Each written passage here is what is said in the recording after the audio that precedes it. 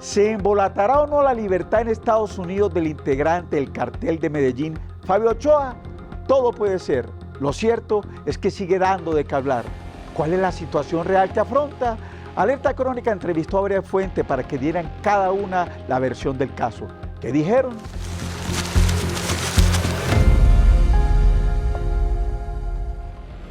Cordial saludo, soy Héctor Sarasti y estamos en Alerta Crónica, el podcast que va más allá de la noticia para estar más y mejor informado. No olviden suscribirse a nuestro canal Alerta Crónica en YouTube y en las demás redes sociales. Abogado penalista Gustavo Salazar, vocero de la familia Ochoa Vázquez. A día de hoy, ¿cuál es la situación de Fabio Ochoa? Señor Fabio Ochoa Vázquez está pendiente en el corredor de los presuntos y futuros deportados de Estados Unidos, que es por donde pasan la mayoría, la totalidad mejor, de los extraditados una vez cumplan la pena en Estados Unidos. La familia y el entorno lo están esperando más o menos para los próximos días, por tardar principios de 2025. De salir en libertad, ¿qué le dicen los familiares de Ochoa Vázquez?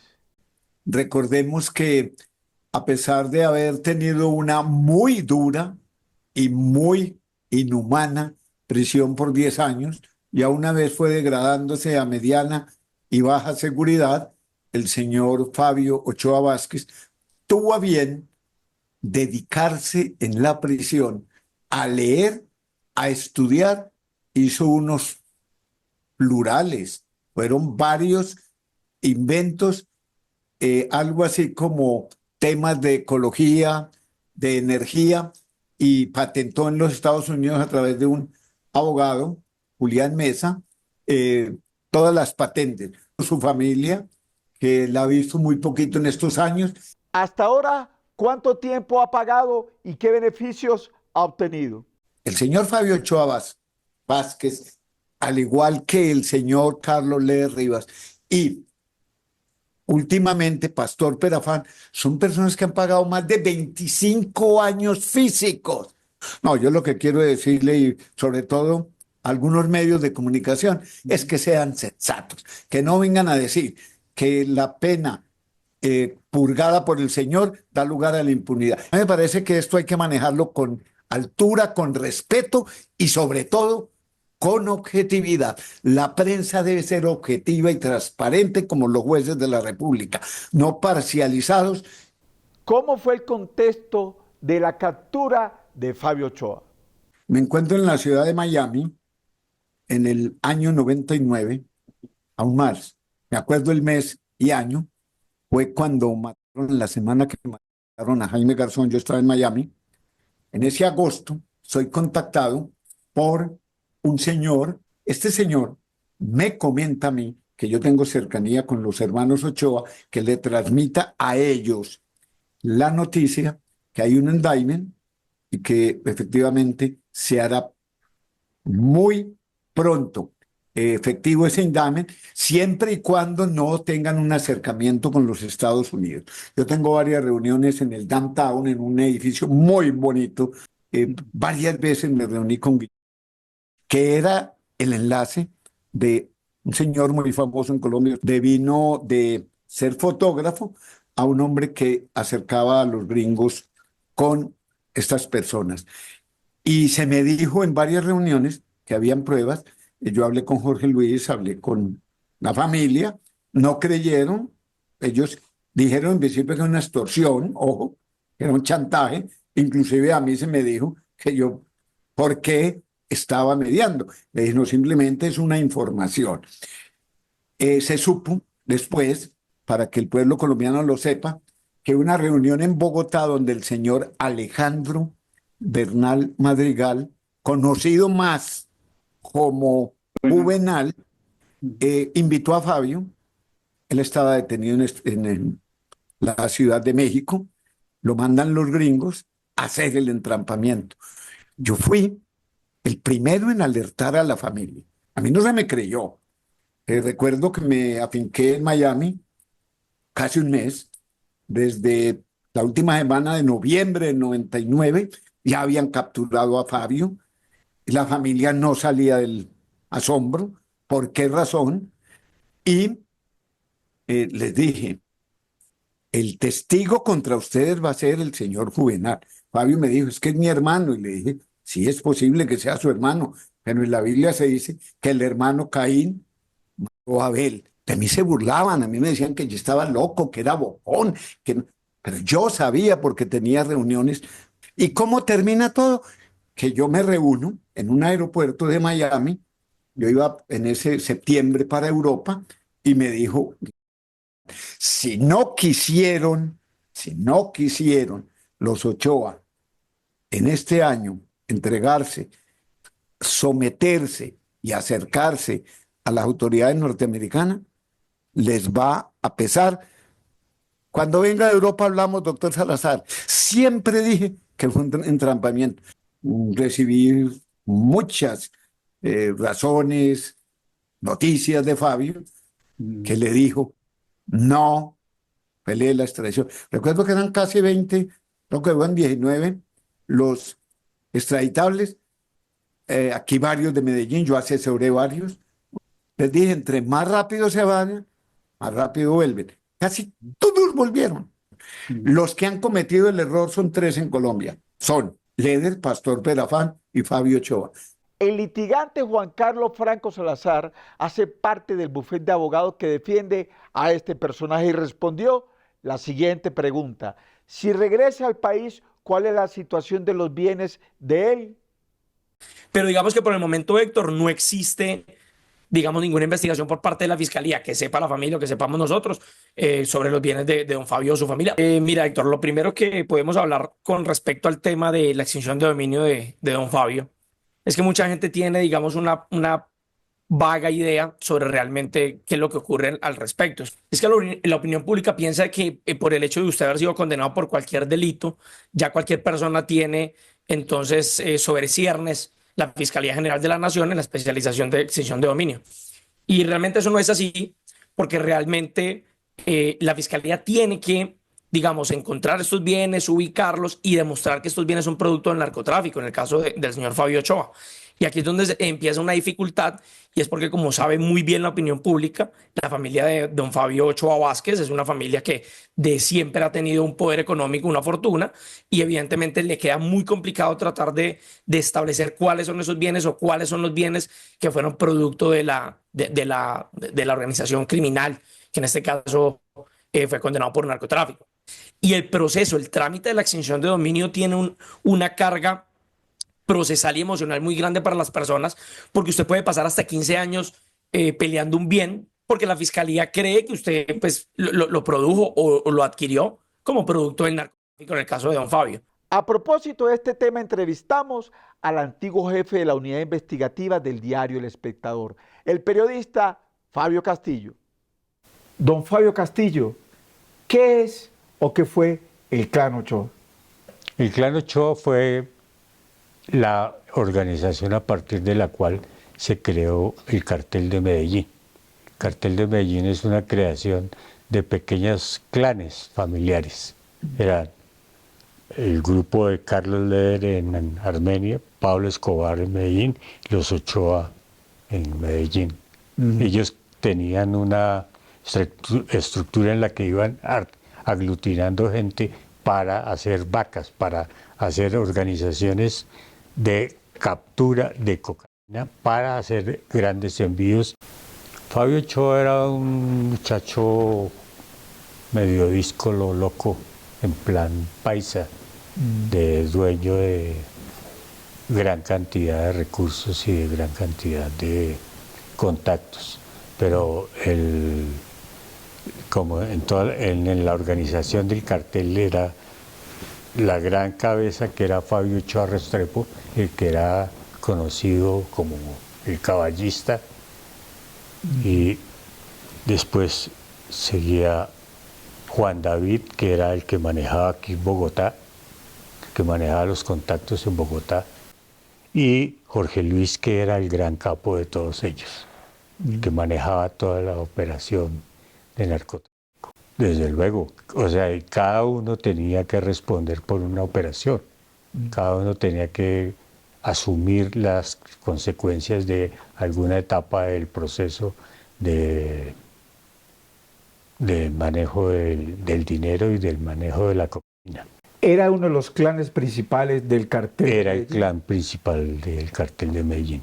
En el caso de Fabio, él porque es una figura importante dentro del cartel de Medellín, en particular dentro del clan Ochoa. Pues él termina siendo articulador de varias cosas. Por ejemplo, a raíz del secuestro de su hermana, se crea el movimiento Muerte Secuestradores. La respuesta de la mafia fue la creación del MAS, Muerte a Secuestradores, que fue en la práctica el primer gran grupo paramilitar que hubo en Colombia, producto del secuestro de la hermana Ochoa.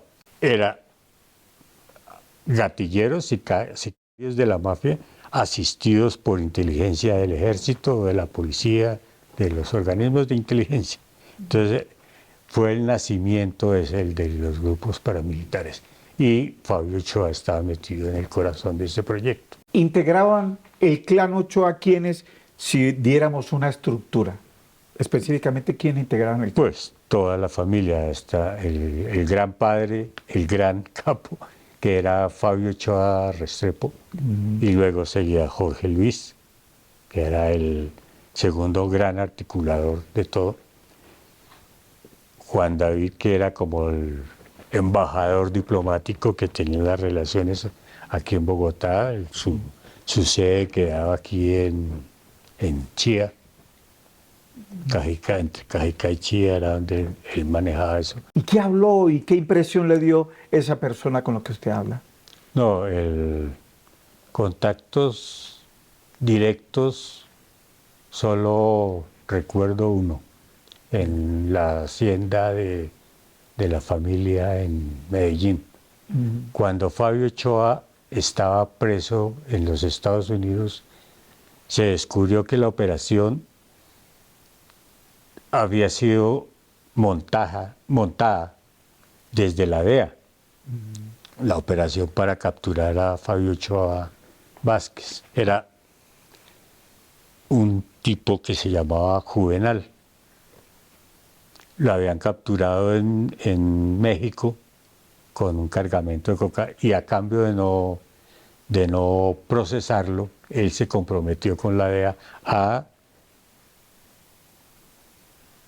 llevar a los Ochoa, al Ochoa que estuviera tratando, a llevarlo a una operación en la que lo pudieran capturar. Ese es el nacimiento de la operación en la que es descubierto Fabio Ochoa. Cuando Fabio Ochoa llega a Miami, se pone al descubierto una operación, y es que el gobierno de los Estados Unidos está proponiéndole a los narcotraficantes colombianos que entreguen su dinero y a cambio les dan o una condena muy leve o simplemente no los procesan. Dice, devuelvan su plata, mejor dicho, es lo que le dicen. Y eso termina en la operación famosa de Varus Vega, en la que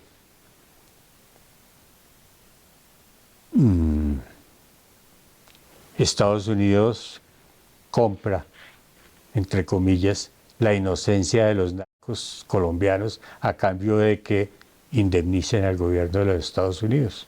Y eso a espaldas del gobierno colombiano, por lo menos formalmente. En Colombia eso no se conocía.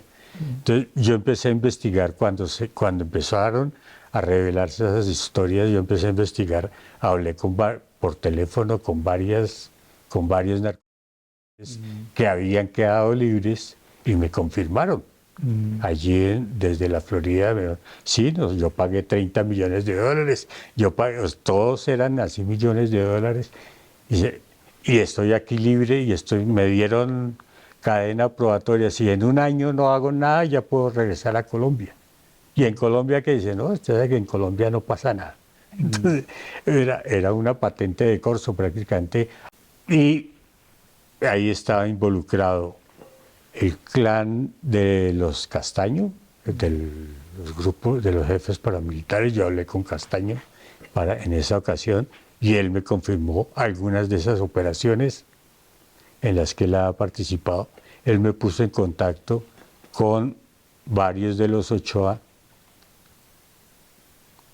que tenían conocimiento directo de ese tipo de operaciones y terminaron ellos diciendo: no hablamos por teléfono ni por internet, sino simplemente nos encontramos. Fui recibido por Juan David y por Jorge Luis Ochoa. Los términos de ese diálogo, ¿cuáles fueron, don Fabio? Fue una reunión muy tensa originalmente, especialmente por Jorge Luis, porque con Jorge Luis nos habíamos conocido de medio lado en Cartagena, cuando él estaba siendo procesado cuando él fue detenido en Madrid con Gilberto Rodríguez, que eran los dos que se habían escondido allá. Ellos los Ochoa creían que por haber estado de compañero de causa en Madrid con Gilberto Rodríguez, iban a manejar más fácil una relación con ellos, y cuando regresaron a Colombia quisieron irse a vivir a Cali, y de Cali los sacaron corriendo. Digo: no señor, eso es territorio Cali, ustedes se van allá a su Medellín, normalmente les tocó devolverse.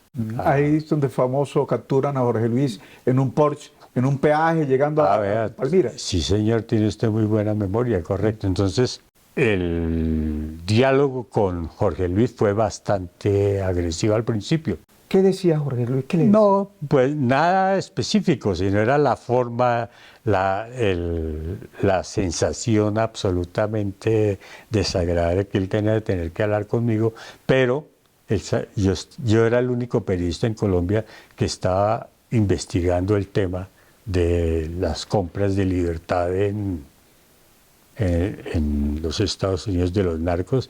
Era esencialmente Estados Unidos no estaba persiguiendo narcos, sino persiguiendo los capitales. Entonces nosotros los colombianos poníamos los muertos, poníamos la coca, y ellos se quedan con la plata y dicen: ¿pero qué es esta cosa? O sea, ni siquiera comparten el dinero con el gobierno colombiano, que está gastando todos sus esfuerzos en esa lucha. Don Fabio, ¿y el diálogo con Juan David? ¿Qué le dijo él? ¿Qué le decía? No, con Juan David. Juan David era mucho más abierto. Él era el diplomático de la familia, él había vivido en Bogotá, entonces tenía cierto mundo, tenía cierta capacidad de diálogo, y además entendía que yo no soy ni enemigo, ni rival, ni nada. Yo soy periodista que intento desentrañar los hechos, punto, y entenderlos, y explicarlos lo mejor posible dentro de mis capacidades. Entonces, con él sí pudimos sostener una conversación. O sea, digamos, si la reunión duró fácilmente unas 4 horas de los 3, Jorge Luis se fue a las 2 horas y quedamos, Juan David Ochoa y yo quedamos hablando, y después mantuvimos contactos telefónicos bastante extensos en los que ellos me daban explicaciones de qué era lo que estaba pasando en el mundo del tráfico. Específicamente, ¿qué le decía Juan David y qué querían ellos con el diálogo? No, ellos querían contar, para ellos el interés era exhibir la política hipócrita que en ese momento estaba intentando llevar a cabo el gobierno de los Estados Unidos frente al tema del narcotráfico, que era centrado exclusivamente en el dinero. No les importaba ni los muertos, ni la cocaína, ni siquiera la recuperación de laboratorios o de las rutas, porque la esencia del narcotráfico es el enriquecimiento. Don Fabio, cuando usted tiene ese diálogo, ahí se dio cuenta usted que el clan de los Ochoa sí era un clan que tenía trascendencia en el mundo del narcotráfico en Colombia. Total, no, o sea, el poder real del narcotráfico, del clan Ochoa dentro del narcotráfico, era evidente desde los años 70 y 78, 82, o sea, porque eran los que manejaban. El poder de ellos era tan grande que cuando Jorge Luis Ochoa hizo su proceso de reintegración a la justicia, dice, aceptamos someterse, es que Colombia ha hecho mucho por defenderse a los... ¿Y sabe quién era el declarante de buena conducta en el proceso penal de Jorge Luis Ochoa? El expresidente Alfonso López Miquelsen es el que certifica que ese señor es muy buena persona y es de conducta intachable. ¿Eso qué demuestra? ¿Una connivencia de alguien con mucho poder con este tipo de personas? Es que la historia del narcotráfico en Colombia está, la verdadera historia del narcotráfico en Colombia está por ser escrita todavía, porque no es una historia de Pablo Escobar, no es una historia de Jorge Luis Ochoa, no es una historia de Gilberto Rodríguez, es una historia de ellos como articuladores de un gran poder real, una superestructura de poder en Colombia que hay, y es la superestructura política y económica. Esa superestructura no ha sido explicada todavía en Colombia de manera integral. Se puede decir entonces que es una especie de iceberg que hay donde solo se ve una partecita, pero es mucho más lo que está bajo el agua. Eso es perfecta metáfora de lo que es la realidad en Colombia. Eso. Pero es que usted en Colombia puede hablar de todo lo que quiera. Usted puede contar todo lo que quiera en Colombia. Lo único que usted no tiene derecho en Colombia es a decir la verdad, porque eso es muy peligroso. Él pagó una pena, y una pena sustancial en la cárcel, y en una cárcel de verdad, no como las cárceles en Colombia para los políticos y los narcotraficantes, que casi siempre son las mismas, que son instalaciones militares que ponen eso al servicio de los paramilitares, narcotraficantes y políticos, a que los soldados los cuiden, les lleven el tinto o les cocinen. No, en Estados Unidos es cárcel de verdad, o sea, él sí pagó prisión allá con seguridad.